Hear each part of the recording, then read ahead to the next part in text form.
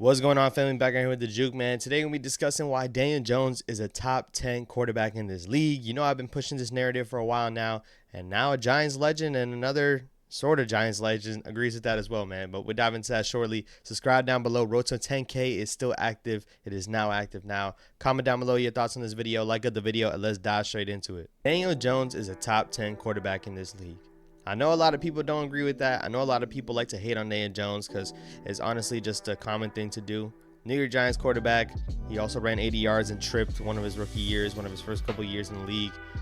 Doesn't have all the stats to prove it. Doesn't have all the stats that back him up necessarily. But Daniel Jones last year balled out. We seen him in an actual good offensive system for the first time. Brian Daboll was known as a quarterback whisperer when it came to him developing Josh Allen. He comes in 1 year with Daniel Jones, and it seems like it just fixed a lot of the issues that Daniel Jones had. You seen Daniel Jones be a lot more hesitant in the pocket, which led him getting sacked a lot more. This offensive line was not great either, but he would pat the ball, fumble the ball often. You seen him not be able to make certain throws, be able to force some throws that force him into different turnovers, man. And this past year, you just didn't see that at all. You seen where he would take a step back, 2 seconds. If the guy's not there, he's taking off and running with it. He's not going to sit there. He's not going to wait. He's not going to wait for someone to get open because half the time somebody was not getting open anyways. Daniel Jones last season threw for 3,200 yards, 15 touchdowns, and only 5 total interceptions. His interception rate was way down. People thought that he threw a lot of interceptions, but that wasn't his turnover problem. It was the fumbles early on in his career. Last year was most definitely his best year when it came to turnovers. So now outside of that, right, what did the Giants do? The Giants made it to the playoffs for the first time in a long time. You know, you could give a lot of credit to Brian Daboll, but people don't want to give credit to Daniel Jones. They actually won a playoff game in an opponent's territory in Minnesota. Yes, we all talked about it before. It was a great showing for Daniel Jones. Probably the best game of his career, hands down, when it comes to expectations going into this game. And he showed up and he flourished with, I want to say, a bottom 3 wide receiving corps in this league. I don't think you can argue if you pair up Isaiah Hodgins, Darius Slayton, and Richie James and put that across the league. Maybe you can name 1 or 2 situations that are worse, maybe at most. I'm thinking the Titans probably. Commanders have a better wide receiver corps. The Cowboys have a better wide receiving corps. The Eagles had a better wide receiving corps. A lot of these teams in this league have a better amount of weapons that Daniel Jones had to deal with. Daniel Jones led this team to the first playoff win with this same group. Saquon Barkley's on his team. Saquon Barkley being a big weapon, rushing for all the yards that he did. He put up over 1,300 rushing yards. He was a monster last year. I'm not going to argue against that. That definitely helps Daniel Jones' case. But we seen from time to time, there was a stint in the regular season where Saquon Barkley wasn't playing as effective as he was. Everyone can go back to that Green Bay game. We were down in that Green Bay game. Saquon goes out for that shoulder. Daniel Jones leads a 90-yard drive with a guy named Johnson, who was just added to the squad, Darius Slayton, Isaiah Hodgins wasn't even on the team yet. David Sills was over here catching passes. Daniel Jones led a touchdown drive to go tie up that game without Saquon Barkley on the field. Why is this a topic now? Because Tiki Barber and Chris Sims went out and said, Chris Sims says that Daniel Jones is a number 11 quarterback, top quarterback in this league. Tiki Barber goes out and said Daniel Jones is definitely a top 10 quarterback in the league. Didn't even say if he's 10 or not. Definitely a top 10 quarterback. And when you look at it, when you look at everything he had to deal with last season, he didn't have an ideal situation like a lot of these other quarterbacks had this past season. Daniel Jones, going into the season, right, he's going to have Darren Waller. There's no reason to think that Darren Waller can't be better for them this upcoming season. Can't be better than what they had last year. Paris Campbell. There's no reason we shouldn't think Paris Campbell shouldn't be better than Richie James last season. We take a look across the league, right?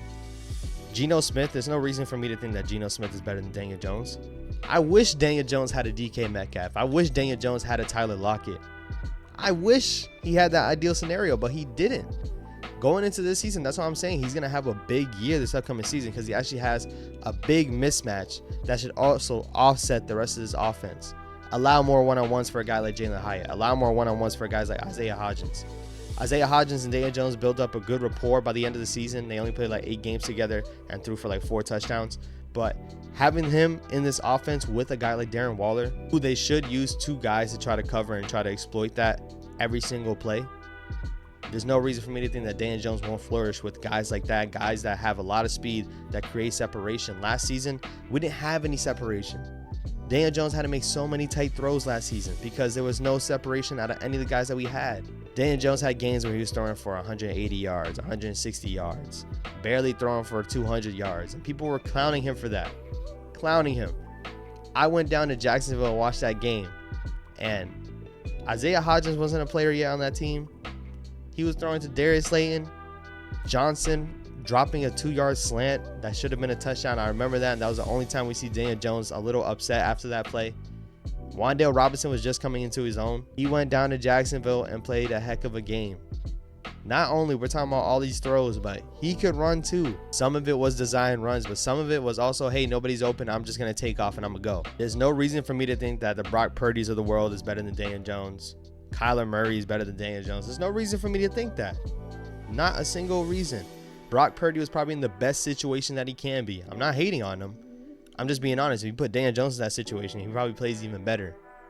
I'm just being real. Kyler Murray had DeAndre Hopkins for the past 2 years. A guy that I said the Giants should go out and sign now, by the way. But DeAndre Hopkins is the #1 weapon. He's probably a top 10 wide receiver these past couple seasons. Daniel Jones has never had a guy like that. We thought we did with Kenny Golladay, and that just wasn't the case. Daniel Jones hasn't had a guy with him yet. And now adding Darren Waller, I think is only going to exceed what he can do. And it's going to make this offense be even more better than it has been. I'm not going to put him above Justin Herbert. I'm not going to put him above Trevor Lawrence. I'm not going to put him above Patrick Mahomes, Josh Allen. You know, he's definitely a tier under those guys for now. And I'm going to say for now because I want to see him get a #1 weapon like these guys have and see what they can do. But I'm not going to say he's better than those guys, but he is better than a Geno Smith. In my opinion, he is better than a Kirk Cousins. He is better than Deshaun Watson at the moment because Deshaun Watson, we haven't seen it. Why is Matthew Stafford better than Daniel Jones? Matthew Stafford has a Cooper Kupp. It's just, it's a debate for me, man. And in my opinion, man, Daniel Jones is a top 10 quarterback. And going into the season, he's going to be even better. I'm just putting that out there, man. Y'all let me know what y'all think in the comments, man. Comment down below your thoughts. Subscribe also. Road to 10K is still active, man. Like the video. And let me know what you guys think Daniel Jones is going to do this upcoming season. I think he's in store for a big season, adding all these weapons, and it's going to be a great season. It's going to get real interesting when we want to talk about quarterbacks this upcoming season, man. So y'all let me know down below. If you haven't seen my other videos, I got more videos to the left right here, man. I will catch you on the next one. Peace.